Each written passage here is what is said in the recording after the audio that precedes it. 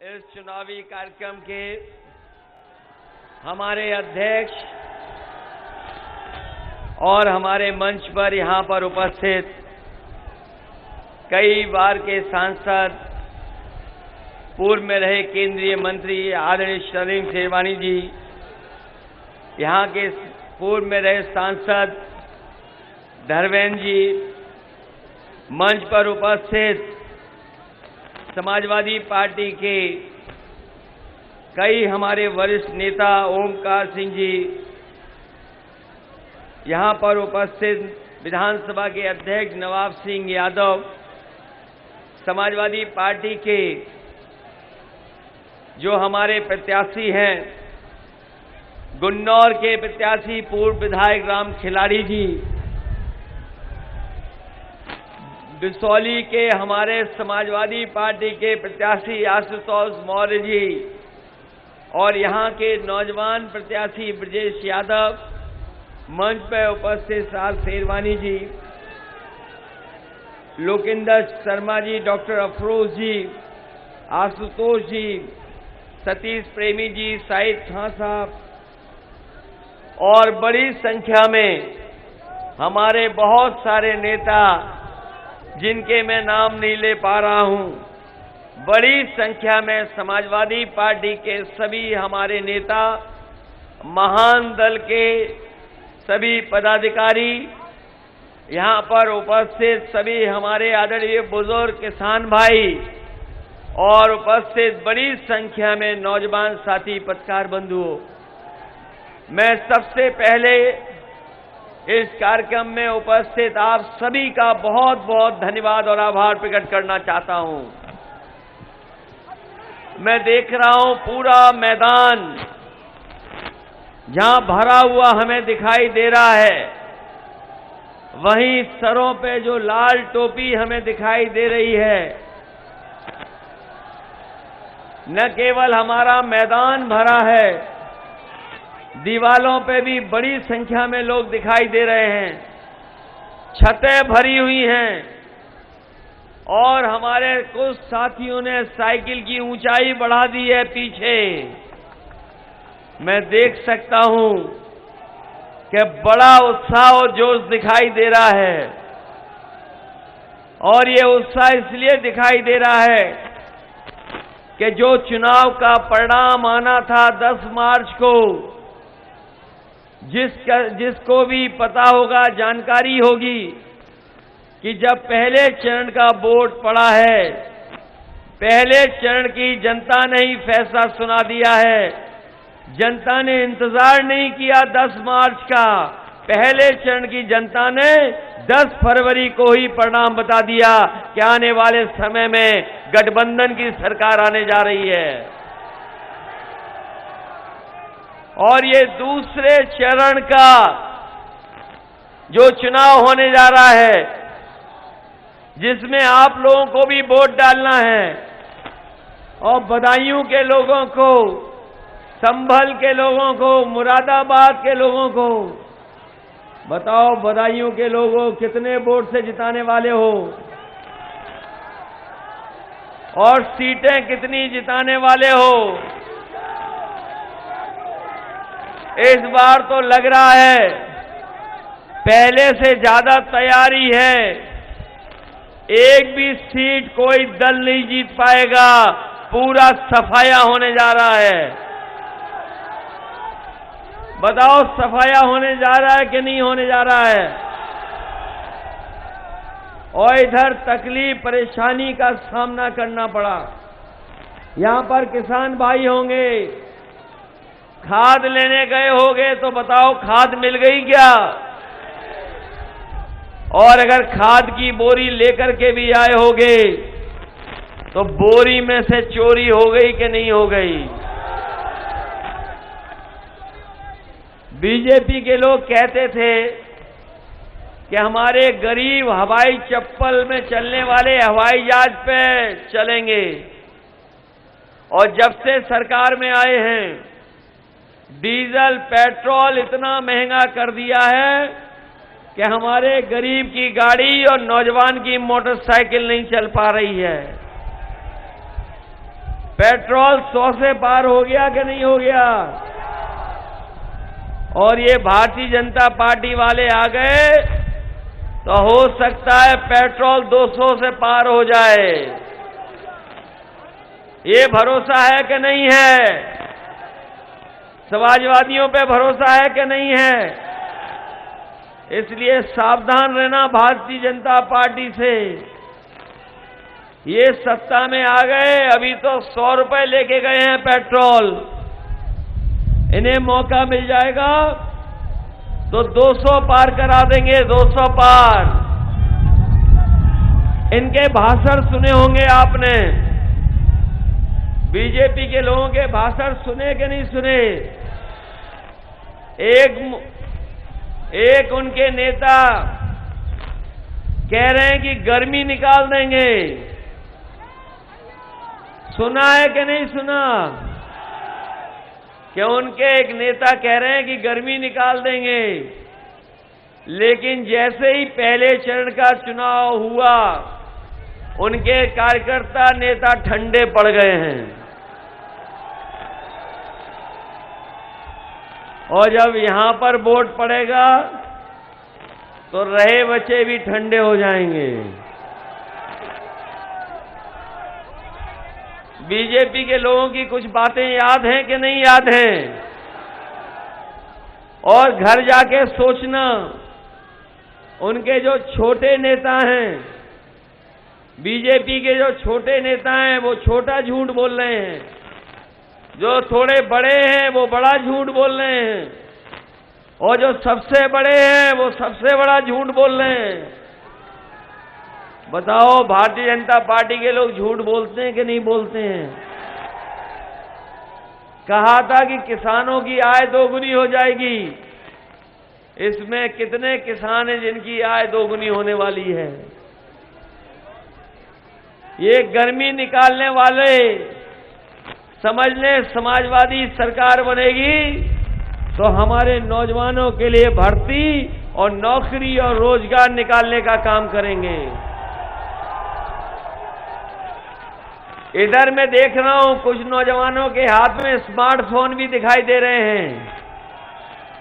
क्या ये बाबा मुख्यमंत्री ने दिए हैं? ये जो स्मार्टफोन दिखाई दे रहे हैं, लखनऊ में तो बहुत बड़े पैमाने पे बांटे गए स्मार्टफोन, बड़े स्मार्टफोन बटे।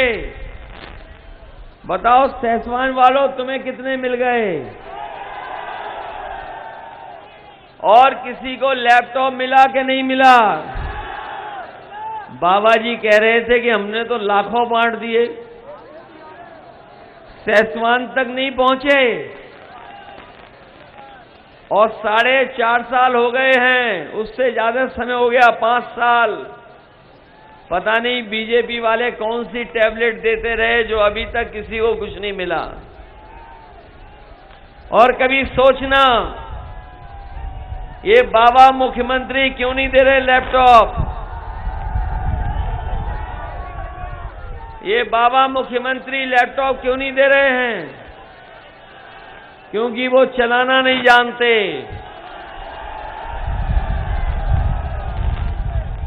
क्यों? वो चलाना जानते हैं क्या? और इधर सुनने में आया है कि अब तो वो मोबाइल भी नहीं चला पा रहे हैं।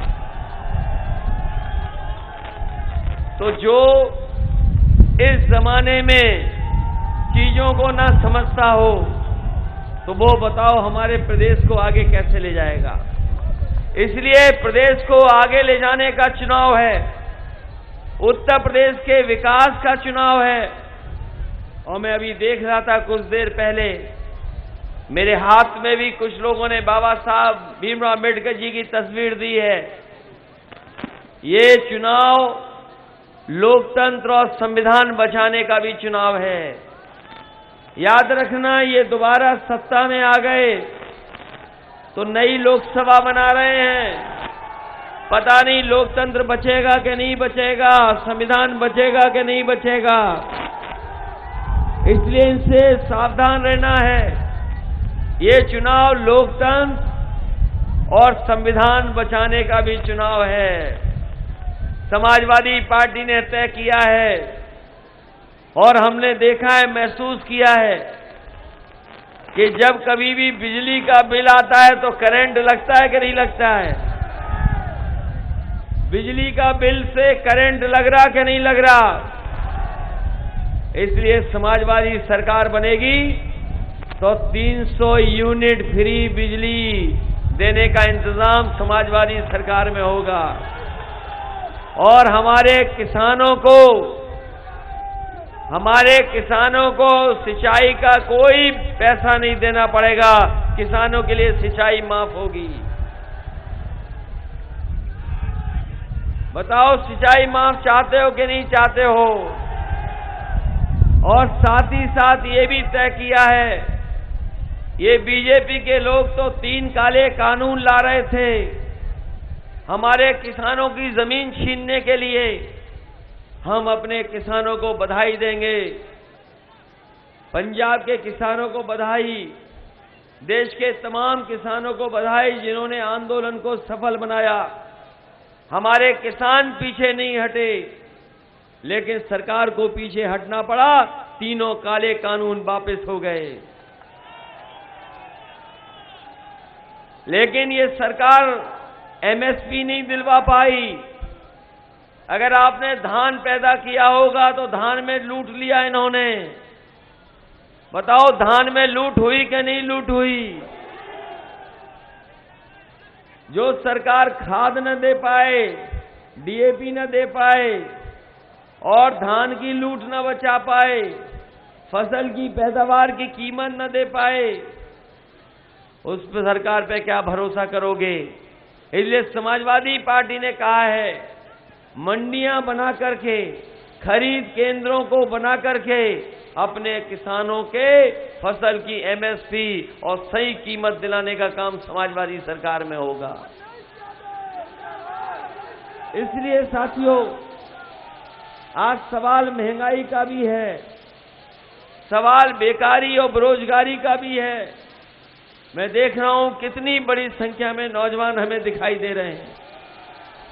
ये नौजवान ही नौजवान दिखाई दे रहे हैं और हो सकता है इसलिए नौजवान दिखाई दे रहे हो कि आपका प्रत्याशी नौजवान है। इसलिए मैं आपसे कहना चाहता हूं, इतने बड़े पैमाने पे बेरोजगारी कभी नहीं आई। किसी के हाथ में काम नहीं है, रोजगार नहीं है। नौकरियां जो निकलती थी फौज की, पुलिस की, वो सब बंद कर दी। नौजवान अगर परीक्षा की तैयारी कर रहा था और अगर परीक्षा देने गया तो उसकी परीक्षा रद्द हो गई या पेपर लीक हो गया। ये सरकार पेपर नहीं करा पाई, परीक्षाएं रद्द कर दी। हम अपने नौजवानों को भरोसा दिलाना चाहते हैं, समाजवादी सरकार बनेगी तो चाहे फौज की नौकरी में भर्ती करानी पड़े, पुलिस की भर्ती करानी पड़े, चाहे हमें पर्यावरण के, फॉरेस्ट के विभाग में अलग से पर्यावरण की रक्षा के लिए सेना बनानी पड़े, और सरकार की जितनी भी जगह खाली हैं, जितने भी पद खाली हैं, लाखों लाख पद खाली हैं, उनको भरने का काम समाजवादी सरकार में होगा, जिससे हमारे नौजवानों का भविष्य बेहतर हो सके। जब मैं बाबा मुख्यमंत्री जी को सुनता हूं तो मुझे याद आता है कि किस तरीके से हमारे मजदूर पैदल पैदल चल करके गांव पहुंचे थे, घर पहुंचे थे। जिस समय लॉकडाउन लगा और पहली बार बीमारी आई, सरकार ने कोई मदद नहीं की। हमारे मजदूर जहां कहीं भी थे, अगर महाराष्ट्र में थे तो महाराष्ट्र से पैदल चल दिए, गुजरात में थे तो गुजरात से पैदल चल दिए, पैदल पैदल चल करके वो गांव तक पहुंचे। इस सरकार ने कोई मदद नहीं की। कई मजदूरों की जान चली गई, लेकिन इस सरकार ने मदद उनकी नहीं की। अगर किसी ने मदद की थी तो हमारी समाजवादी पार्टी, जिन्होंने मदद करने का काम मजदूरों को किया था। जिस समय कोरोना आई, ये बीमारी आई, जब दूसरी लहर आई, तो आपको याद होगा न जाने कितने लोग बीमार हो गए, न जाने कितनों को बीमारी का सामना करना पड़ा।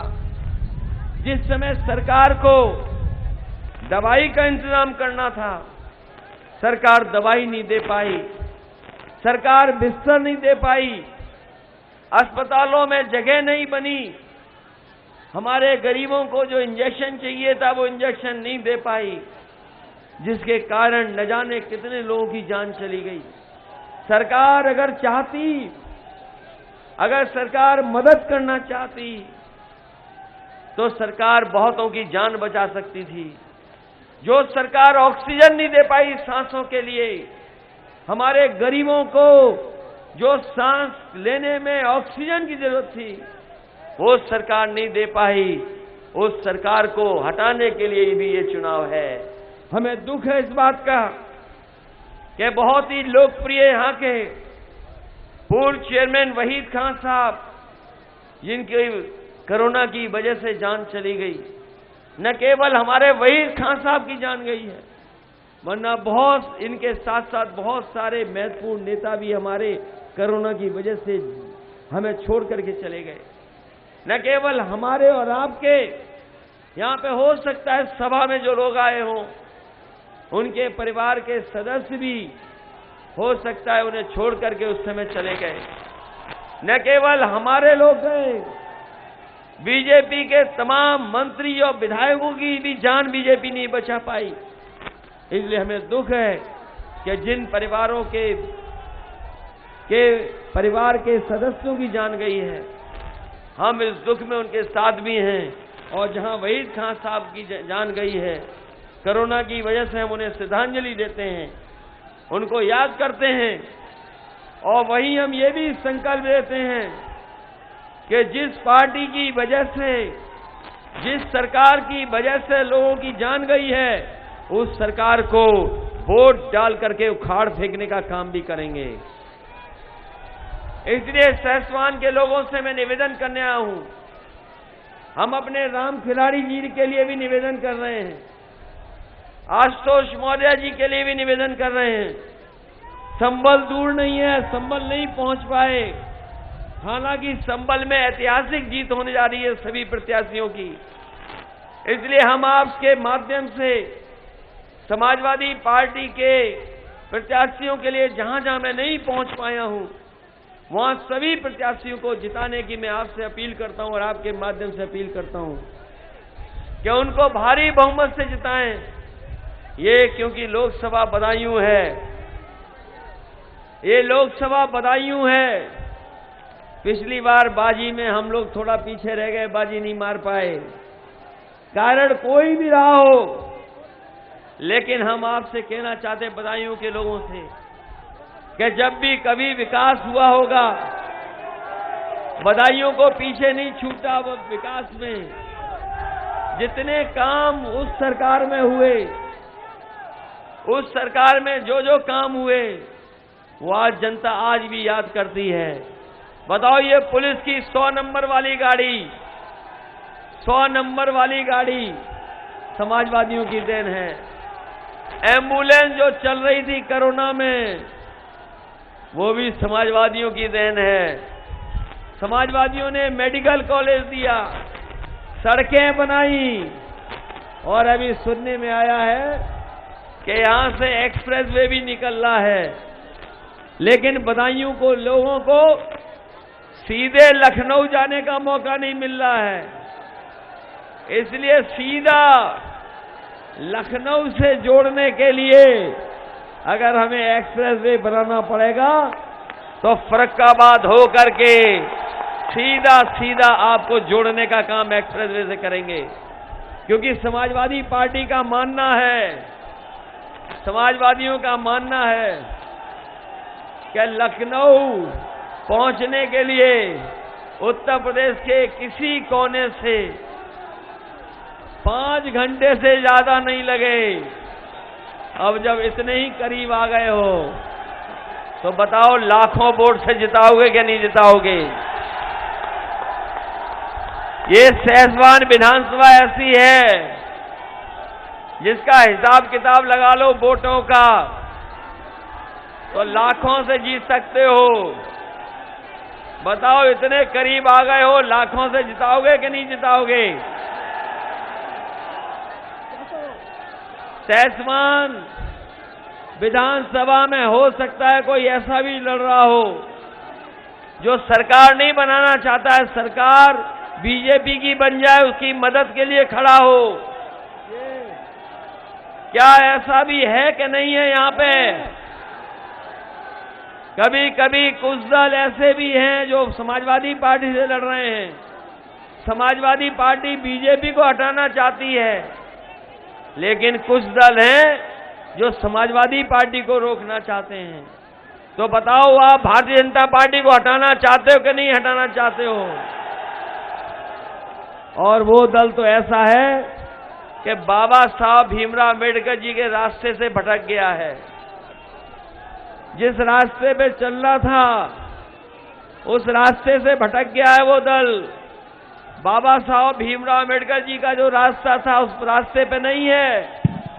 इसीलिए उस दल के बहुत सारे लोग समाजवादी पार्टी में आ गए हैं।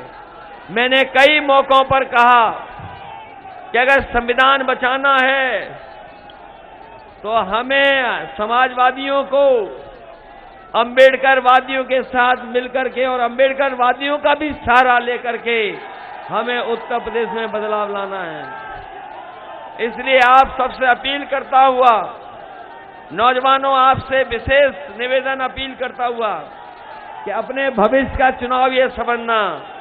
बताओ, अपने भविष्य को बचाने के लिए वोट साइकिल पे करोगे कि नहीं करोगे? लोकतंत्र को बचाने के लिए वोट साइकिल पे करोगे कि नहीं करोगे? और बदायूं, संभल, इस बार पीछे मत रहना। और हम गुन्नौर के लोगों से कहना चाहते हैं, राम खिलाड़ी जी को बहुत वोट दिया आपने।